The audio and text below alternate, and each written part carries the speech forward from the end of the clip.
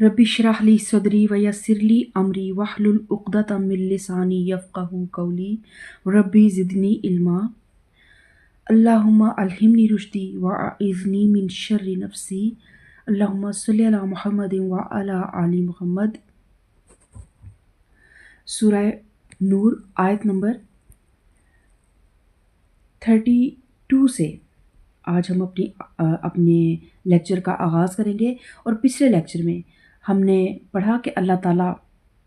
ने मोमिन मर्दों को अपनी निगाहें झुका कर रखने का और उन्हें बचाने का हुक्म दिया कि फ़हश चीज़ों से और गैर महरम औरतों से अपनी निगाहों को बचा कर रखें। और फिर यही हुक्म मोमिन औरतों को भी दिया और औरतों को मज़ीद अहकामात भी दिए कि ए नबी, मोमिन औरतों से कह दो कि अपनी नज़रें बचा कर रखें और अपनी शर्मगाहों की हिफाजत करें और अपना बनाव सिंगार ना दिखाएं बजुज़ इसके जो खुद ज़ाहिर हो जाए। और जैसे किसी की हाइट लंबी है या किसी का फ़िज़ीक इस टाइप की है कि वो लाख कोशिश के बावजूद कुछ ना कुछ उसका हुस्न अगर उजागर हो जाता है तो फिर इसमें उसकी पकड़ नहीं है।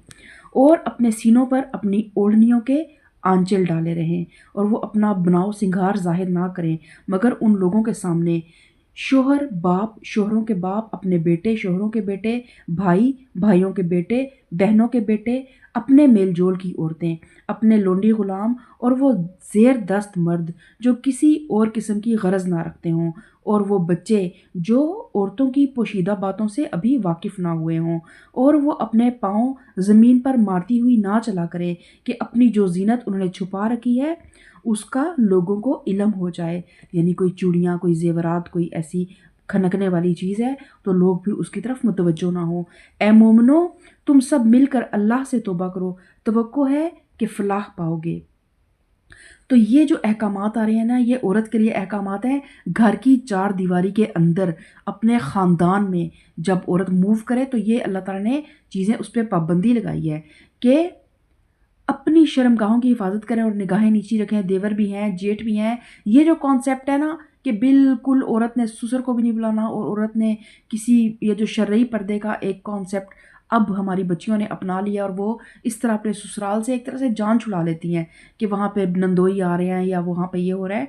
वो आपने अल्लाह ने यहाँ हुक्म दे दिया है कि अपनी नज़रें बचा कर रखें और ख़ुद आप अपनी शर्मगाहों की हिफाजत करें। तो कोई किसी की जुर्रत नहीं कि वो आपको एक हद से ज़्यादा किसी भी तरह से परेशान कर सकेगा।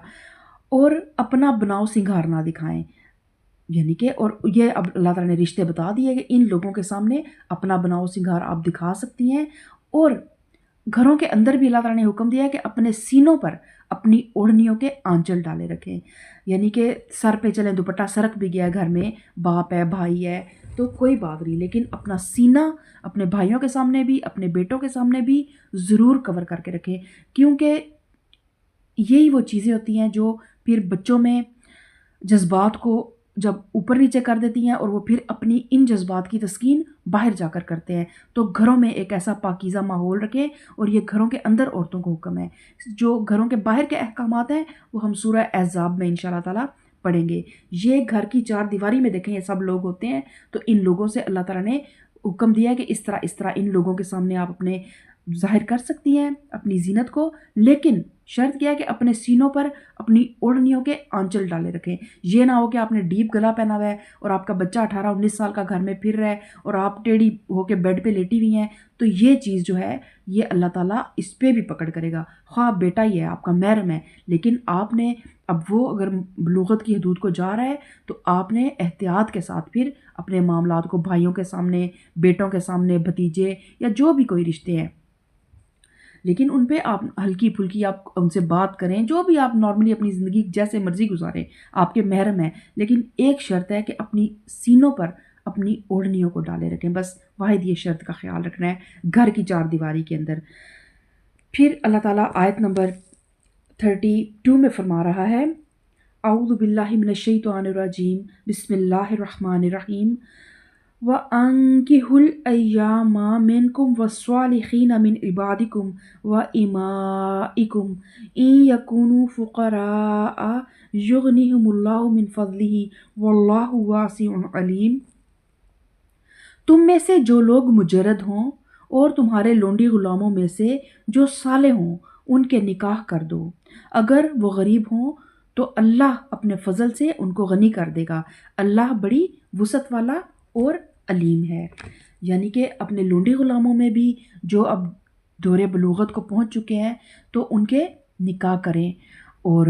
اپنے فیملی میں بھی جو آپ کے باقی رشتہ دار ہیں، اگر وہ دور بلوغت کو پہنچ گیا کوئی بچہ لیکن ابھی اس کی، ہم پیرنٹس کیا کہتے ہیں کہ بھی اس قابل تو ہو لے کہ اپنی بیوی کو سنبھال لے، اپنے بچوں کو سنبھال لے، اپنی ذمہ داریاں خود اٹھا لے، تو اللہ تعالیٰ نے نکاح میں ایک الحمدللہ ایسی برکت رکھی ہے کہ اللہ تعالیٰ جب دو لوگوں کا نصیب ملاتا ہے تو رزق میں برکت دے دیتا ہے۔ عورت جو آتی ہے اپنا نصیب لے کے آتی ہے، تو فقر کے ڈر سے اپنے بچوں کے لیے باہر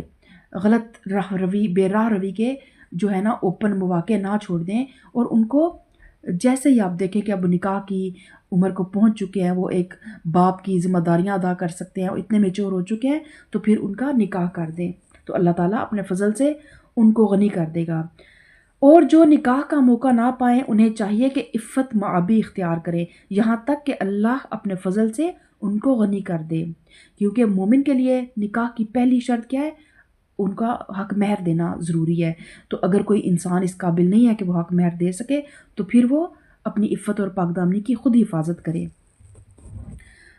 اور تمہارے مملوکوں میں سے جو مکاتبت کی درخواست کریں ان سے مکاتبت کر لو اگر تمہیں معلوم ہو کہ ان کے اندر بھلائی ہے، اور ان کو اس مال میں سے دو جو اللہ نے تمہیں دیا ہے۔ اور مکاتبت کا مطلب یہ ہے کہ کوئی لونڈی یا غلام اپنی آزادی کے لیے اپنے آقا کو ایک معاوضہ ادا کرنے کی پیشکش کرے، اور جب آقا اسے قبول کر لے تو دونوں کے درمیان شرائط کی لکھت پڑھت ہو جائے۔ اور بھلائی سے کیا مراد ہے؟ دو چیزیں ہیں، ایک یہ کہ غلام میں مال کتابت جو اس نے لکھا ہے اسے ادا کرنے کی صلاحیت ہو، دوسرے یہ کہ اس میں اتنی دیانت اور راست بازی موجود ہو کہ اس کے قول پر اعتماد کر کے معاہدہ کیا جا سکے۔ یعنی بے شک وہ غریب ہو، وہ غلام ہو، لیکن ایک سنجیدہ اور متین طبیعت کا مالک ہو، نان سیریس اس کا بیہیویئر نہ ہو، تب آپ معاہدہ کریں۔ اور پھر اللہ تعالیٰ نے یہ بھی فرمایا کہ ان کو ان کی اور اس مال میں سے ان کو دو جو اللہ نے تمہیں دیا ہے۔ تو اس میں یہ ہے کہ عام حکم بھی ہے کہ عام لوگ بھی ان کی مدد کریں، مالک بھی کچھ نہ کچھ رقم معاف کر دیں، اور بیت المال سے بھی ان کی اعانت کی جائے تاکہ وہ آزاد ہو سکیں۔ اور پھر اللہ تعالیٰ فرماتا ہے ہم نے اور اپنی لونڈیوں کو اپنے دنیاوی فائدوں کی خاطر کعبہ گری پر مجبور نہ کرو جبکہ وہ خود پاک دامن رہنا چاہتی ہوں، اور جو کوئی ان کو مجبور کرے تو اس جبر کے بعد اللہ ان کے لیے غفور الرحیم ہے۔ تو زمانہ جاہلیت میں اہل عرب اپنی لونڈیوں سے کعبہ گری کا پیشہ کراتے تھے اور ان کی کمائی کھاتے تھے، تو اسلام نے اس پیشے کو ممنوع قرار دیا کہ یہ حرام کمائی ہے، اور یہ کہ اگر لونڈی خود اپنی مرضی سے بدکاری کی مرتکب ہو تو وہ اپنے جرم کی خود ذمہ دار ہے اور اس کی سزا اللہ سے پائے گی، اور قانون اس کے جرم میں اسی کو پکڑے گا۔ لیکن اگر اس کا مالک جبر کر کے اسے پیشہ کرائے تو ذمہ داری پھر مالک کی ہے اور پکڑ بھی مالک کی ہوگی۔ لونڈی کو پھر اللہ تعالیٰ اس معاملے میں اس کے لیے غفور الرحیم ہے۔ پھر اللہ تعالیٰ آیت نمبر 34 میں فرماتا ہے وَلَقَدْ أَنزَلْنَا إِلَيْكُمْ آيَاتٍ مُبَيِّنَاتٍ وَمَثَلًا مِّنَ الَّذِينَ خَلَوْا مِن قَبْلِكُمْ وَمَوْعِظَةً لِّلْمُتَّقِينَ، ہم نے صاف صاف ہدایت دینے والی آیات تمہارے پاس بھیج دی ہیں، اور ان قوموں کی عبرتناک مثالیں بھی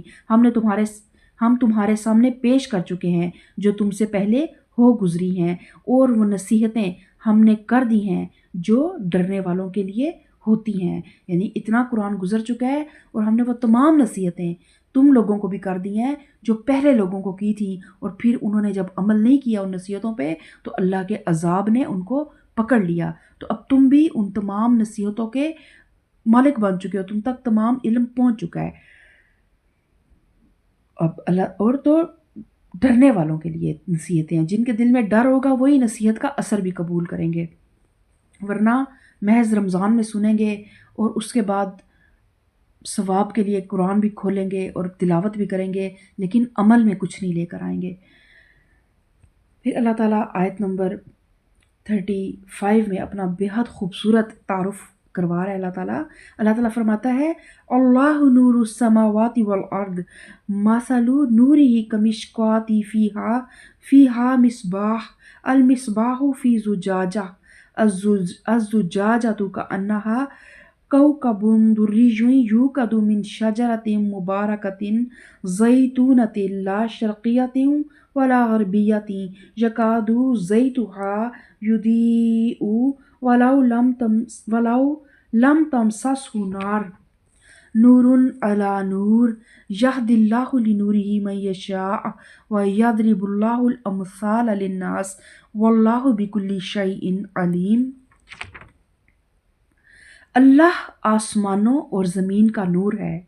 کائنات میں اس کے نور کی مثال ایسی ہے جیسے ایک تاک میں چراغ رکھا ہوا ہو، چراغ ایک فانوس میں ہو، فانوس کا حال یہ ہو کہ جیسے موتی کی طرح چمکتا ہوا تارا، اور وہ چراغ زیتون کے ایک ایسے مبارک درخت کے تیل سے روشن کیا جاتا ہو جو نہ شرقی ہو نہ غربی، جس کا تیل آپ ہی آپ بھڑکا پڑتا ہو، چاہے آگ اس کو لگے نہ لگے۔ اس طرح روشنی پر روشنی بڑھنے کے تمام اسباب جمع ہوں۔ اللہ اپنے نور کی طرف جس کی چاہتا ہے رہنمائی فرماتا ہے۔ اللہم اتمم لنا نورنا واغفر لنا انک علی کل شیء قدیر۔ وہ لوگوں کو مثالوں سے بات سمجھاتا ہے، وہ ہر چیز سے خوب واقف ہے۔ اس کی نور کی طرف ہدایت پانے والے ان گھروں میں پائے جاتے ہیں جنہیں بلند کرنے کا اور جن میں اپنے نام کی یاد کا اللہ نے اذن دیا ہے۔ ان میں ایسے لوگ صبح و شام اس کی تسبیح کرتے ہیں جنہیں تجارت اور خرید و فروخت اللہ کی یاد سے اور اقامت نماز و ادائے زکوٰۃ سے غافل نہیں کر دیتی۔ وہ اس دن سے ڈرتے رہتے ہیں جس میں دل الٹنے اور دیدے پتھرا جانے کی نوبت آ جائے گی، اور وہ یہ سب کچھ اس لیے کرتے ہیں تاکہ اللہ ان کے بہترین اعمال کی ان کو جزا دے اور مزید اپنے فضل سے انہیں نواز دے۔ اللہ جسے چاہتا ہے بے حساب دیتا ہے۔ اللہم ربنا اجعلنا منہم۔ اللہ تعالیٰ ہمیں ان لوگوں میں شامل فرمائے، ہمارے گھروں کو ان گھروں میں شامل فرمائے جن میں اللہ کا ذکر بلند کیا جاتا ہے، جن میں صبح و شام اس کی تسبیح کی جاتی ہے، اور ہمیں ایسے لوگ بنا دے جنہیں تجارت اور خرید و فروخت اللہ کی یاد سے غافل نہیں کرتی۔ اور پھر اللہ تعالیٰ نے یہاں پہ جو اپنی مثال دی کہ اللہ نور السماوات والارض، کہ جس طرح ایک چراغ ہو، تو یہاں پر اس تمثیل میں چراغ سے اللہ تعالیٰ کی ذات کو، یعنی جو چراغ ہے وہ خود اللہ تعالیٰ کی ذات بابرکات ہے، اور تاک سے کائنات کو تشبیہ دی گئی ہے، اور فانوس سے مراد وہ پردہ ہے جس میں حضرت حق نے اپنے آپ کو نگاہ خلق سے چھپا رکھا ہے۔ گویا یہ پردہ فی الحقیقت اخفاء کا نہیں ہے، اللہ نے چھپانے کے لیے نہیں بلکہ شدت ظہور کا پردہ ہے، کہ نگاہ خلق اس کو دیکھنے سے عاجز ہے، کہ نور ایسا شدید اور بسیط اور محیط ہے جس کا ادراک محدود بینائیاں نہیں کر سکتی۔ کیا ہوا تھا جب حضرت موسیٰ نے کوہ طور پہ اللہ تعالیٰ کو کہا تھا کہ میں تجھے دیکھنا چاہتا ہوں، تو وہ تجلی کو کیسے پہاڑ ریزہ ریزہ ہو گیا تھا، تو اللہ نے اس لیے اپنے آپ کو چھپا کے رکھا ہوا ہے۔ رہا یہ مضمون کہ چراغ ایک ایسے درخت زیتون کے تیل سے روشن کیا جاتا ہے جو نہ شرقی ہو نہ غربی، تو یہ صرف چراغ کی روشنی کے کمال اور اس کی شدت کا تصور دلانے کے لیے ہے، کیونکہ قدیم زمانے میں زیادہ سے زیادہ روشنی روغن زیتون کے چراغوں سے حاصل کی جا سکتی تھی، اور ان میں روشن ترین چراغ وہ ہوتا تھا جو بلند اور کھلی جگہ کے درخت سے نکالے ہوئے تیل کا ہو، اور جو یہ فرمایا گیا کہ اس کا تیل آپ سے آپ بھڑکا پڑتا ہو، چاہے آگ اس کو نہ لگے یا نہ لگے، تو یہ اتنا خالص ہے یہ تیل کہ اس سے بھی چراغ کی روشنی کے زیادہ سے زیادہ تیز ہونے کا تصور دلانا مقصود ہے۔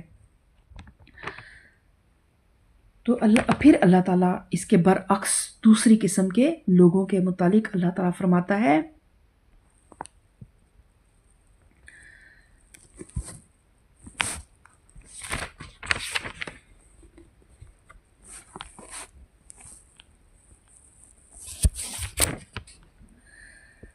اللہ تعالیٰ دوسری طرح کے لوگوں کے متعلق آیت نمبر 39 میں پھر فرماتا ہے وَالَّذِينَ كَفَرُوا أَعْمَالُهُمْ كَسَرَابٍ بَقِيعَةٍ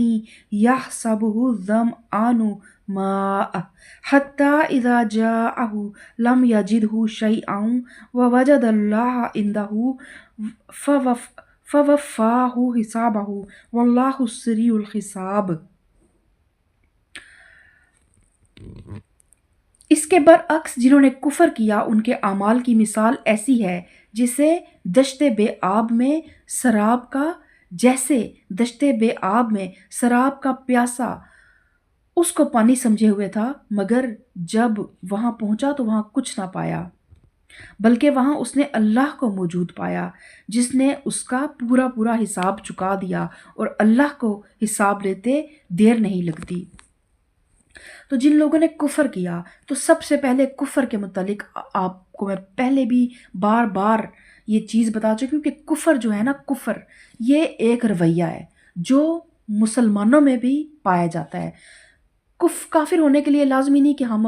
جو ہے وہ کسی کافر کے گھر میں پیدا ہوں گے یا کسی مشرک کے گھر میں پیدا ہوں گے۔ ہم ایک مسلمان گھرانے میں پیدا ہو کر بھی اگر ہم کفر کے رویے اختیار کرتے ہیں، اگر ہم کفر کی روش پہ چلتے ہیں، اذان ہو رہی ہے لیکن ہم گھر پہ پڑے سو رہے ہیں، لوگ روزے رکھ رہے ہیں لیکن ہم میں کوئی ہوش نہیں، ہم نے پوری رات جو ہے وہ گیمیں کھیل کے گزار دی، سحری کے ٹائم ہم سو گئے اور افطاری کے ٹائم ہم نے بیٹھ کے سب کچھ کھا پی لیا لیکن روزہ نہیں رکھا، تو اللہ تعالیٰ کے خصوصاً جب فرائض کو ہم نہیں مانتے، زکوٰۃ ہمارے گھروں میں زیورات پڑے ہوئے ہیں، ہمارے پلاٹس پڑے ہوئے ہیں لیکن ہم زکوٰۃ اگر نہیں دیتے تو پھر یہ کیا ہے؟ یہ کفر ہے۔ اور کفر دیکھیں، زکوٰۃ ادا نہ کرنے والوں کے خلاف حضرت ابوبکر صدیق نے جہاد کیا تھا اور ان کو مرتدین میں شامل فرمایا تھا کہ یہ مرتد ہیں۔ تو یہ کفر کے رویے ہیں، لازمی نہیں ہے کہ ہم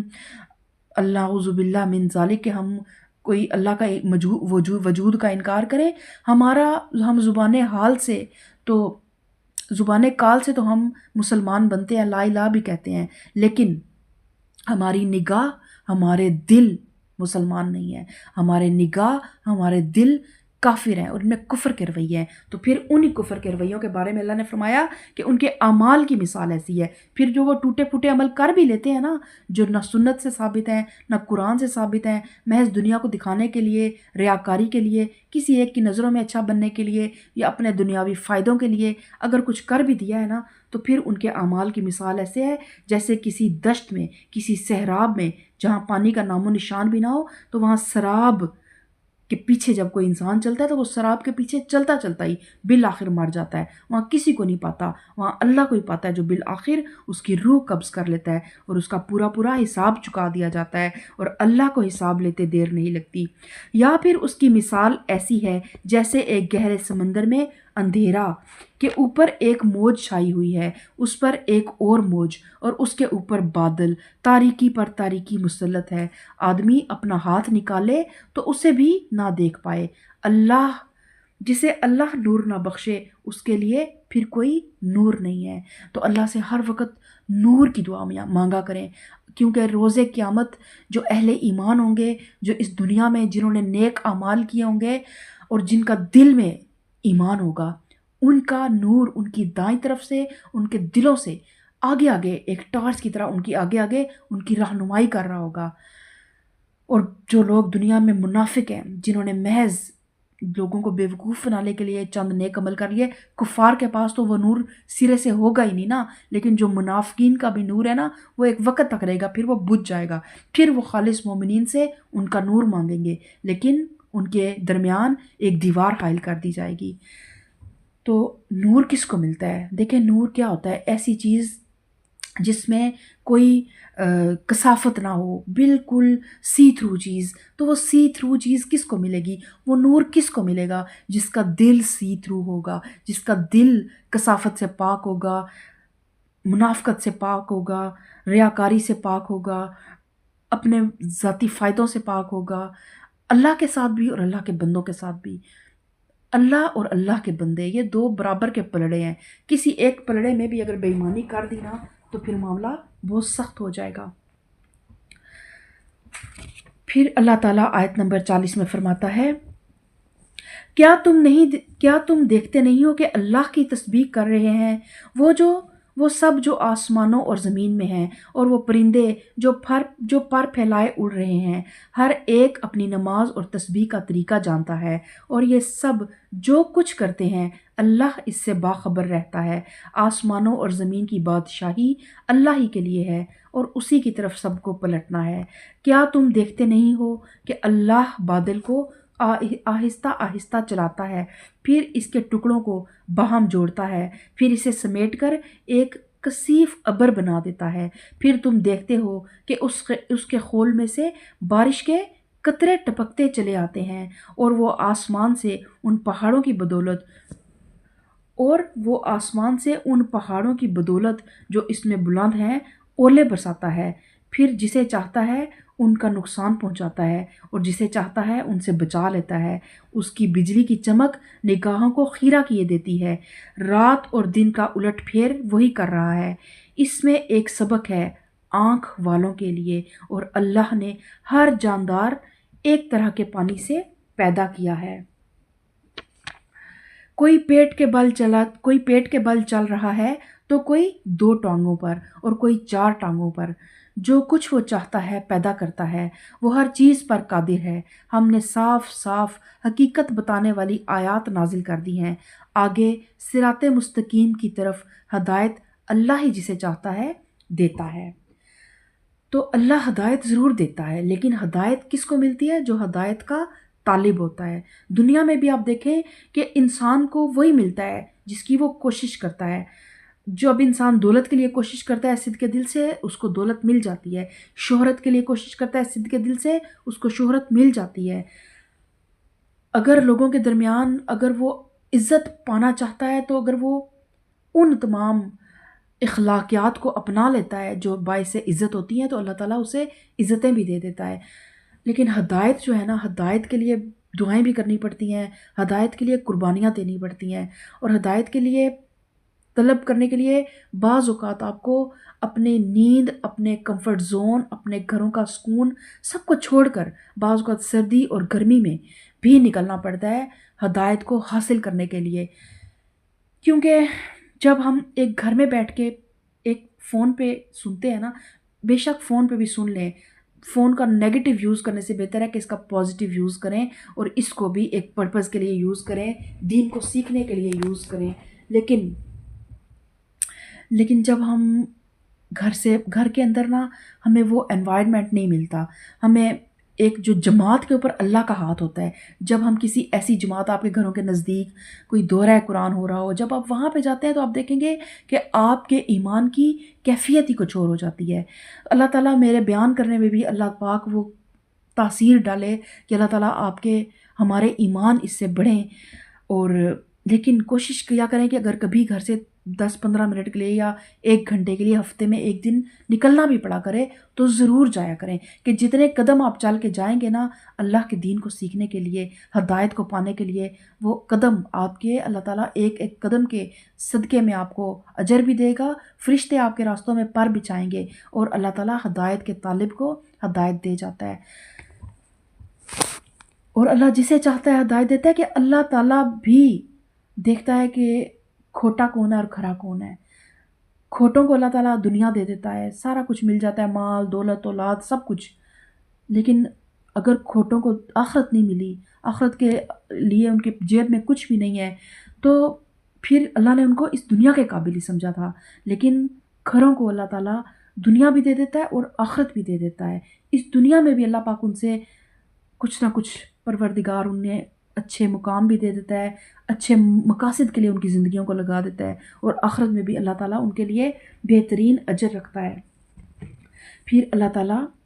فرماتا ہے منافقین کے بارے میں، وَيَقُولُونَ آمَنَّا بِاللَّهِ وَبِالرَّسُولِ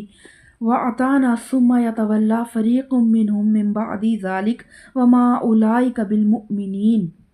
یہ لوگ کہتے ہیں کہ ہم ایمان لائے اللہ اور رسول صلی اللہ علیہ وسلم پر، اور ہم نے اطاعت قبول کی، مگر اس کے بعد ان میں سے ایک گروہ منہ موڑ جاتا ہے۔ ایسے لوگ ہرگز مومن نہیں ہیں۔ جب ان کو بلایا جاتا ہے اللہ اور رسول کی طرف تاکہ رسول ان کے آپس کے مقدمے کا فیصلہ کرے، تو ان میں سے ایک فریق کترا کر کترا جاتا ہے، البتہ اگر حق ان کی موافقت میں ہو تو رسول کے پاس بڑے اطاعت کیش بن کر آ جاتے ہیں۔ کیا ان کے دلوں کو منافقت کا روگ لگا ہوا ہے، یا یہ شک میں پڑے ہوئے ہیں، یا ان کو یہ خوف ہے کہ اللہ اور اس کا رسول صلی اللہ علیہ وسلم ان پر ظلم کرے گا؟ اصل بات یہ ہے کہ ظالم تو یہ لوگ خود ہیں۔ اور یہاں منافقین کی روش بتائی جا رہی ہے کہ آپ صلی اللہ علیہ وسلم کو وہ معاملات میں فیصلہ تب آپ کے پاس لے کے جاتے تھے جب انہیں یقین ہوتا تھا کہ فیصلہ ان کے حق میں ہوگا، اور اگر کہیں انہیں شک ہوتا کہ فیصلہ ان کے خلاف ہے تو پھر وہ اپنی کتابوں سے اس کے بارے میں تاویلیں نکالا کرتے تھے۔ تو یہ بھی منافقت کی ایک بہت بڑی قسم تھی کہ وہ منافقت کیا ہے؟ منافقت یہ ہے کہ دنیا کی محبت ہے اتنی زیادہ کہ پھر آپ حق اور باطل کو گڑمٹ کر رہے ہیں۔ آپ کو پتہ ہے کہ آپ غلط ہیں، لیکن آپ جان کے فیصلہ اس عدالت میں لے کے جا رہے ہیں جہاں سے آپ کو آپ کی رشوت کی وجہ سے یا آپ کے تعلقات کی وجہ سے صحیح فیصلہ مل جائے۔ تو پھر اللہ تعالیٰ فرماتا ہے کہ اصل بات یہ ہے کہ ظالم تو یہ لوگ خود ہیں۔ ایمان لانے والوں کا کام تو یہ ہے کہ جب وہ اللہ اور رسول صلی اللہ علیہ وسلم کی طرف بلائے جائیں تاکہ رسول ان کے مقدمے کا فیصلہ کرے تو وہ کہیں کہ ہم نے سنا اور اطاعت کی۔ ایسے ہی لوگ فلاح پانے والے ہیں اور کامیاب وہی ہیں جو اللہ اور رسول کی فرما برداری کریں اور اللہ سے ڈریں اور اس کی نافرمانی سے بچیں۔ یہ منافق اللہ کے نام سے کڑی کڑی قسمیں کھا کر کہتے ہیں کہ آپ حکم دیں تو ہم گھروں سے نکل کھڑے ہوں۔ ان سے کہو قسمیں نہ کھاؤ، تمہاری اطاعت کا حال معلوم ہے، تمہارے کرتوتوں سے اللہ بے خبر نہیں ہے۔ کہو اللہ کے مطیع بنو اور رسول کے تابع فرمان بن کر رہو۔ لیکن اگر تم منہ پھیرتے ہو تو خوب سمجھ لو کہ رسول صلی اللہ علیہ وسلم پر جس فرض کا بار رکھا گیا ہے اس کا ذمہ دار وہ ہے، اور تم پر جس فرض کا بار ڈالا گیا ہے اس کے ذمہ دار تم ہو۔ اس کی اطاعت کرو گے تو خود ہی ہدایت پاؤ گے، ورنہ رسول صلی اللہ علیہ وسلم کی ذمہ داری اس سے زیادہ کچھ نہیں ہے کہ صاف صاف حکم پہنچا دیں۔ اور منافق کی سب سے بڑی علامت کیا ہوتی ہے کہ وہ باتوں کے محل بناتا ہے، باتوں کے بڑے بڑے جو ہے نا وہ مینار بنا دیتا ہے، لیکن اندر سے کچھ نہیں ہوتا، صرف کھوکھلے دعوے، بڑی بڑی باتیں، بڑے بڑے جو ہے وہ پھڑے مار لیتا ہے، لیکن اندر خانے پریکٹیکلی وہ کچھ بھی نہیں کر رہا ہوتا۔ تو پھر اللہ تعالیٰ بھی یہی کہہ رہا ہے کہ یہ کڑی قسمیں کھا کر کہتے ہیں کہ آپ حکم دے تو ہم گھروں سے نکل پڑیں گے، لیکن اللہ تعالیٰ کہتا ہے کہ تم قسمیں نہ کھاؤ، تمہاری اطاعت کا حال ہمیں معلوم ہے۔ اس لیے باتوں سے زیادہ عمل پہ توجہ ہونی چاہیے۔ پھر اللہ تعالیٰ آیت نمبر 55 میں فرماتا ہے، اللہ نے وعدہ فرمایا ہے کہ تم میں سے ان لوگوں کے ساتھ جو ایمان لائیں اور نیک عمل کریں کہ وہ ان کو اسی طرح زمین میں خلیفہ بنائے گا جس طرح ان سے پہلے گزرے ہوئے لوگوں کو بنا چکا ہے، ان کے لیے ان کے اس دین کو مضبوط بنیادوں پر قائم کر دے گا جسے اللہ تعالیٰ نے ان کے لیے ان کے حق میں پسند کیا ہے، اور ان کی موجودہ حالت خوف کو امن سے بدل دے گا۔ بس وہ میری بندگی کریں اور میرے ساتھ کسی کو شریک نہ کریں۔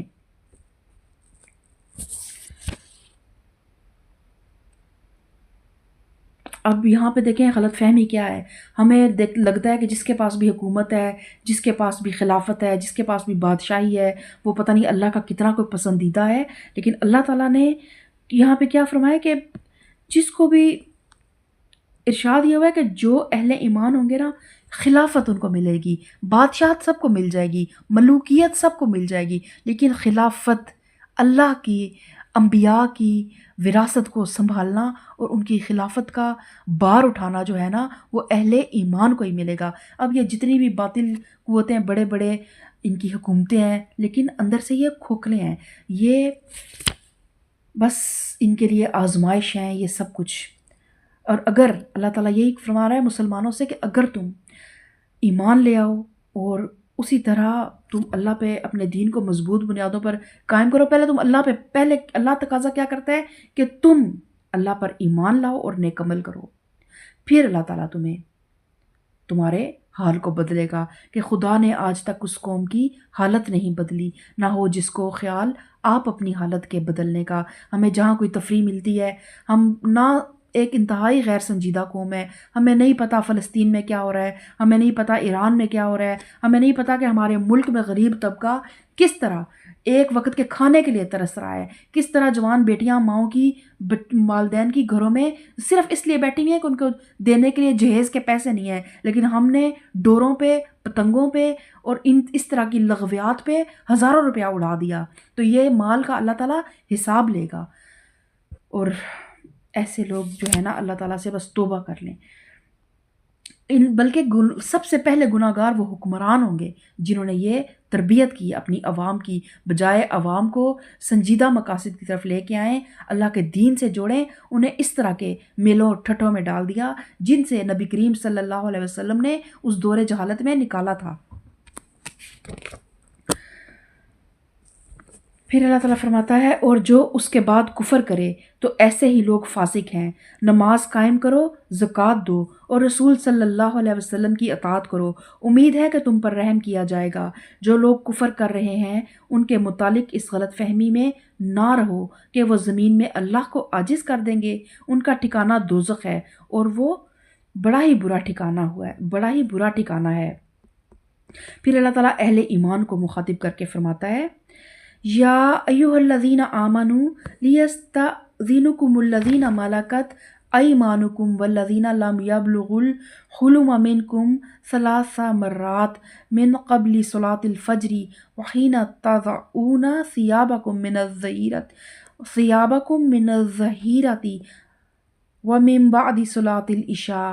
ثلاث عورات لکم۔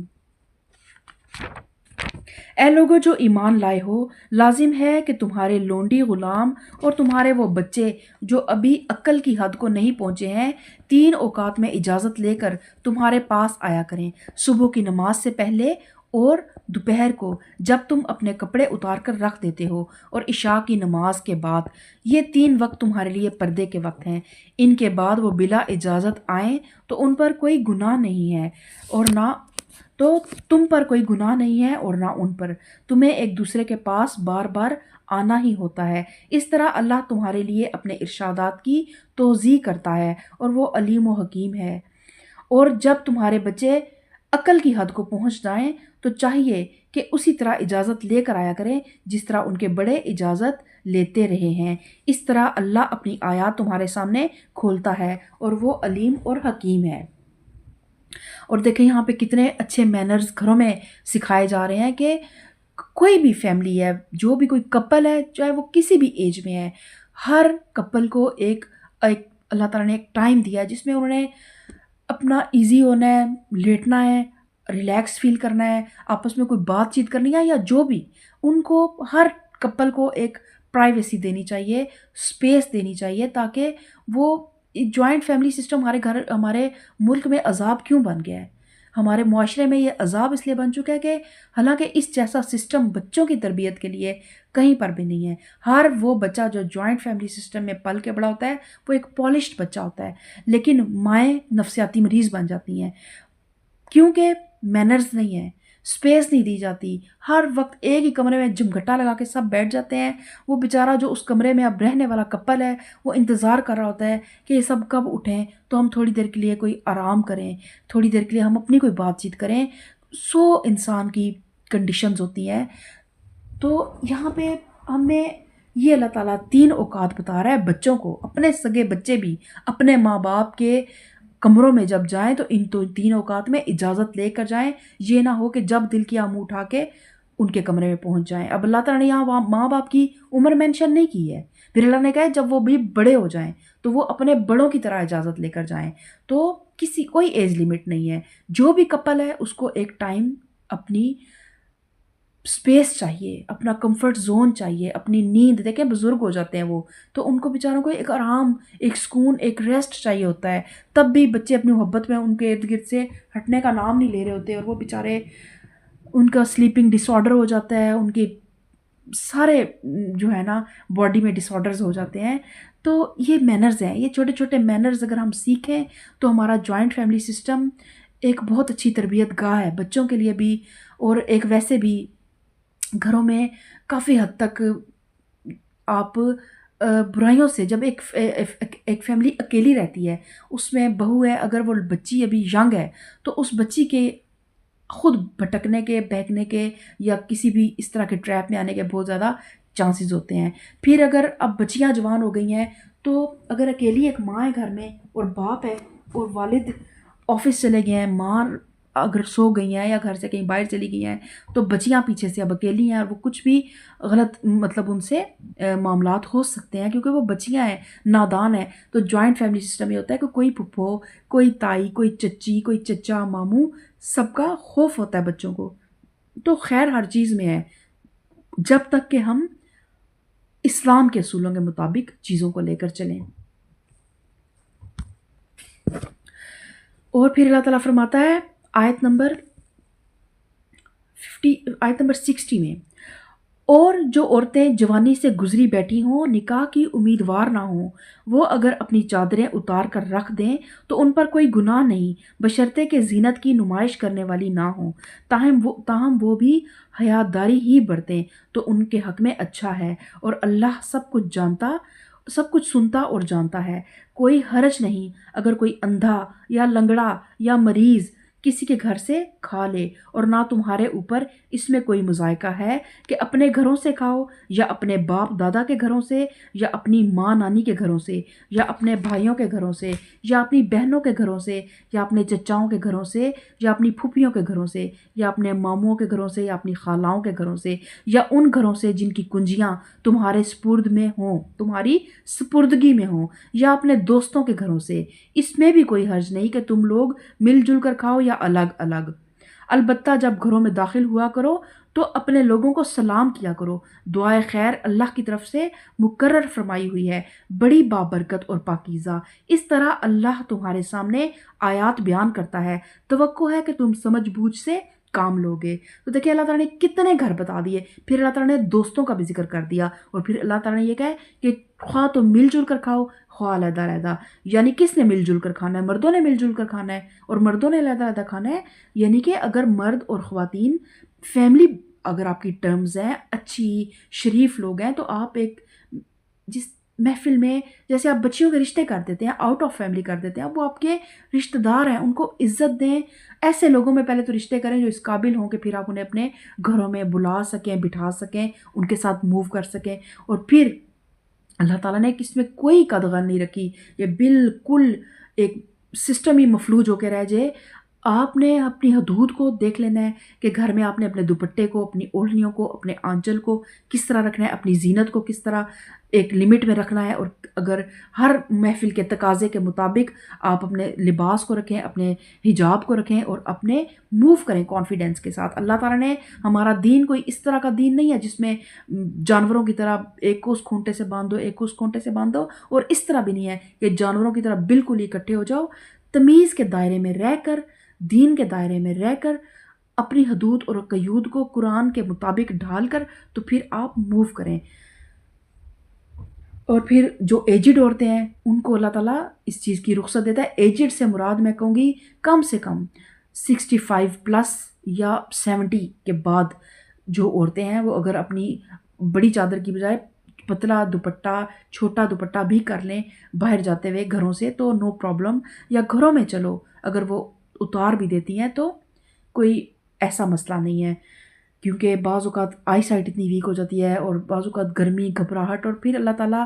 بہتر سمجھتا ہے کہ ایک وقت کے بعد عورت میں بھی وہ خود بھی اپنے اندر جذبات وہ والی نہیں رکھتی، اور اس کے اندر وہ اٹریکشن بھی نہیں رہتی ہے، اور وہ ایک بزرگی کے فیز میں چلی جاتی ہے۔ تو اللہ تعالیٰ نے اس لیے پھر اللہ تعالیٰ نے آسانی فرمائی۔ پھر اللہ تعالیٰ فرماتا ہے کہ مومن تو اصل میں وہی ہیں جو اللہ اور اس کے رسول کو دل سے مانے، اور جب کسی اجتماعی کام کے موقع پر رسول کے ساتھ ہوں تو اس سے اجازت لیے بغیر نہ جائیں۔ اے نبی صلی اللہ علیہ وسلم، جو لوگ تم سے اجازت مانگتے ہیں وہی اللہ اور رسول کے ماننے والے ہیں، بس جب وہ اپنے کسی کام سے اجازت مانگیں تو جسے تم چاہو اجازت دے دیا کرو۔ ایسے لوگوں کے حق میں اللہ سے دعائے مغفرت کیا کرو، اللہ یقیناً غفور الرحیم ہے۔ مسلمانوں اپنے درمیان رسول کے بلانے کو آپس میں ایک دوسرے کا سا بلانا نہ سمجھ بیٹھو۔ اللہ ان کو خوب جانتا ہے جو تم میں ایسے ہیں کہ ایک دوسرے کی آڑ لیتے ہوئے چپکے سے سٹک جاتے ہیں۔ رسول کے حکم کی خلاف ورزی کرنے والوں کو ڈرنا چاہیے کہ وہ کسی فتنے میں گرفتار نہ ہو جائیں یا ان پر دردناک عذاب نہ آ جائے۔ اور یہاں پہ پھر اب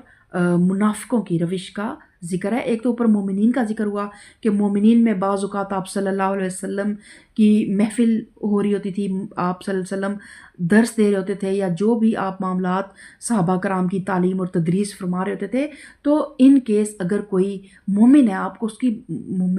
ایمان پر یقین ہے اور وہ کسی مجبوری کے تحت اگر اجازت چاہے تو خود سے اٹھ کے نہ چلا جائے۔ رول کیا ہے کہ اجازت لے کر جائے۔ اور پھر منافقین کے متعلق اللہ تعالیٰ نے فرمایا کہ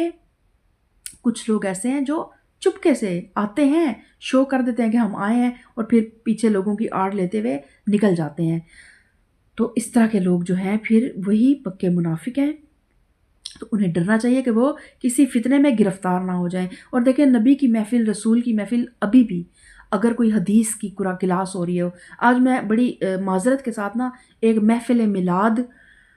کی بات اور ایک حدیث کی محفل یا قرآن کی محفل، یہ قرآن بھی نبی کی بات ہے، اللہ نے یہ قرآن نبی کو دے کے بھیجا، یہ قرآن نبی کے ذریعے ہم تک پہنچا، تو اس میں بھی جو بھی بات ہے نا وہ سمجھے اللہ کے ذریعے اللہ تعالیٰ نے نبی کے ذریعے ہم تک پہنچائی۔ تو قرآن کی بھی جو محفل ہوتی ہے نا وہ بھی نبی کی محفل ہوتی ہے۔ تو جو لوگ وہاں پہ آتے ہیں اور صرف دکھا کے لوگوں کو چلے جاتے ہیں، یا تھوڑی دیر کے لیے آتے ہیں اور صرف سنتے ہیں اور سر تو بڑا زور زور سے ہلاتے ہیں لیکن عمل میں کچھ نہیں لے کے آتے، اور یا پھر ایسی محفل سے بڑا بے چین ہو کے تھوڑی دیر بعد بس لوگوں کی اوٹ لیتے ہوئے نکل جاتے ہیں، تو یہ ان تمام لوگوں کے لیے حکم ہے کہ وہ ڈریں کہ وہ کسی فتنے میں گرفتار نہ ہو جائیں۔ کہ اگر آپ 3 گھنٹے کی ایک مووی دیکھ سکتے ہیں، آپ 6 گھنٹے ایک مال میں جا کے فضول شاپنگ کر سکتے ہیں، یا فضول آپ وہاں پہ ایک پھرتے ہیں، لوگ پتہ نہیں کیا دیکھنے جاتے ہیں وہاں پہ اور 4 گھنٹے وہ پھرتے رہتے ہیں، مطلب مالز میں ونڈو شاپنگ کرتے ہیں، تو اگر آپ ان کے لیے ٹائم نکال سکتے ہیں تو اللہ کے قرآن کے لیے، اللہ کے نبی کے قرآن کے لیے، اس کی حدیث کے لیے، اس کی محفل کے لیے آپ پاس ٹائم نہیں ہے۔ اگر محفل میلاد میں بھی کبھی کوئی قرآن کی آیات یا قرآن کی کسی ریفرنس سے بات کرنے لگ پڑے، یا ایک نعت کو چھوڑ کے حدیث کی طرف آ جائے، تو اہل محفل بور ہونے لگ پڑتے ہیں۔ تو نعتیں بھی پڑھیں بے شک، اگر آپ کی محبت ہے اللہ تعالیٰ اس محبت کو قبول کرے، لیکن پیچھے کیا آیا ہے کہ زبان سے زیادہ عمل میں چیزوں کو لے کر آئیں، عمل سے اس سنتوں پہ عمل کریں، آپ صلی اللہ علیہ وسلم کے اخلاق، ان کے کردار پہ عمل کریں، ان کے جیسے وہ پوری رات قیام اللیل کرتے تھے، ان کے پاؤں میں ورم آ جاتا تھا، اس طرح کا اپنے اندر حب پیدا کریں۔ تو یہ ایک سچی محبت ہے۔ تو اللہ تعالیٰ ہماری محبت میں اخلاص پیدا کرے اور ہمیں منافقین جیسی روش سے بچائے۔ پھر اللہ تعالیٰ آیت نمبر 64 میں فرماتا ہے، الا ان للہ ما فی السماوات والارض قد یعلم ما انتم علیہ ویوم یرجعون الیہ فینبئہم بما عملوا واللہ بکل شیء علیم۔ خبردار رہو، آسمانوں اور زمین میں جو کچھ ہے اللہ کا ہے، تم جس روش پر بھی ہو اللہ اس کو جانتا ہے۔ جس روز لوگ اس کی طرف پلٹائے جائیں گے وہ انہیں بتا دے گا کہ وہ کیا کچھ کر کے آئے ہیں، وہ ہر چیز کا علم رکھتا ہے۔ تو سورہ نور الحمدللہ ہماری مکمل ہوئی، اور یہ سورہ نور میں ہم مردوں کے لیے بھی لیکن عورتوں کے لیے خصوصاً بہت زیادہ احکامات ہیں، اور یہ احکامات جو ہیں یہ فرض کیے گئے ہیں، فرض کے درجے میں یہ سارے احکامات۔ تو کوشش کریں کہ آپ اپنا اس صورت کو سنیں، اس صورت کی آئینے میں اپنے آپ کو دیکھیں کہ میرے میں کیا چیز لیک کر رہی ہے، میرے میں کس چیز کی کمی ہے۔ اگر آپ اپنے لباس کے معاملے میں تھوڑے کیئرلیس ہیں تو اپنے لباس کو اس کے اکارڈنگ کرنے کی کوشش کریں۔ اگر آپ زبان کے معاملے میں تھوڑے کیئرلیس ہیں، لوگوں کے کردار کے متعلق کھلا تبصرے کرتے ہیں، تو اللہ سے استغفار کریں اور واپس پلٹ آئیں۔ ہجرت روز کی بیسس پہ ہوتی ہے، ہجرت ایک جگہ سے دوسری جگہ جانے کا نام بھی ہے، لیکن ہم روز ہجرت کر سکتے ہیں برائیوں سے اچھائیوں کی طرف، بے حیائی سے پاک دامنی کی طرف، عفت کی طرف اور شرافت کی طرف، اور گناہوں سے نیکیوں کی طرف، جھوٹ سے سچ کی طرف، اور منافقت سے اخلاص کی طرف۔ تو اللہ تعالیٰ ہم سب کو پہ اپنا نور مکمل کر دے۔ اللہ تعالیٰ ہمیں ربنا اتمم لنا نورنا واغفر لنا انک علی کل شیء قدیر۔ اللہم انی اسألک الہدی والتقی والعفاف والغنی، آمین۔